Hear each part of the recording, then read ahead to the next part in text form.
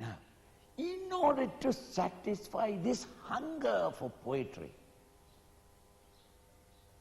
the poor man took up his pen and wrote voluminously the glory of the various deities of Hinduism.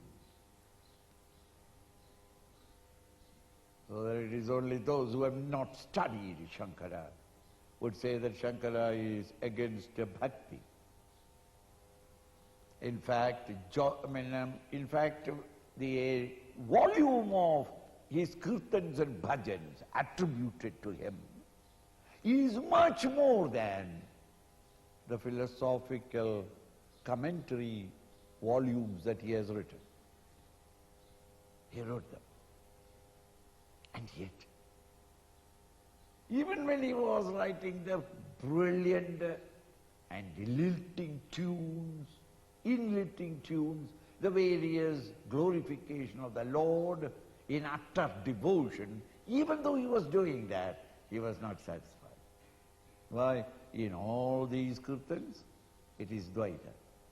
The Lord is there, and I am here, I am helpless, I am asking thy help to serve me, to lift me up from where I am. Dvaita bhava. And he is an Advaiti. So he is not satisfied with the philosophical contents of it, though he got a beautiful field for reveling in his poetry. It is at such a time that he got this great theme, the Vivekachoodamani, wherein that great philosopher, poet, reveling in all aspects of his personality, discovering a total sense of fulfillment in it. Because it is not a commentary, therefore he is free to bring poetry into it. At the same time, in and through every verse, he is trying to prove the Advaita truth, which is the essential conclusion arrived at by the great rishis in the Upanishads. So he was fulfilling both the philosophical loyalty to Advaita and his hunger to express himself in poetry, that his heart is bursting forth with poetry.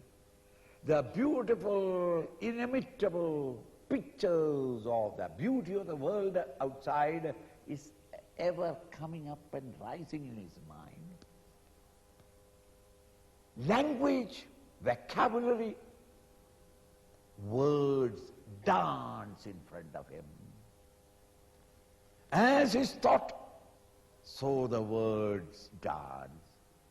There is a melody and a music. He wields the words in such a way that even a man doesn't know the language of it. The mere sound of it gives him some idea of what it is. Thus, Vivekachoodamani is a rare bedroom where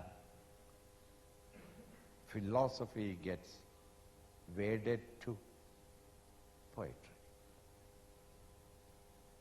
I wouldn't say the other way, that the poetry got wedded to philosophy, but it is philosophy is the masculine, daring look forward to the future. And poetry is softly following the master. This textbook is that what we are going to take up.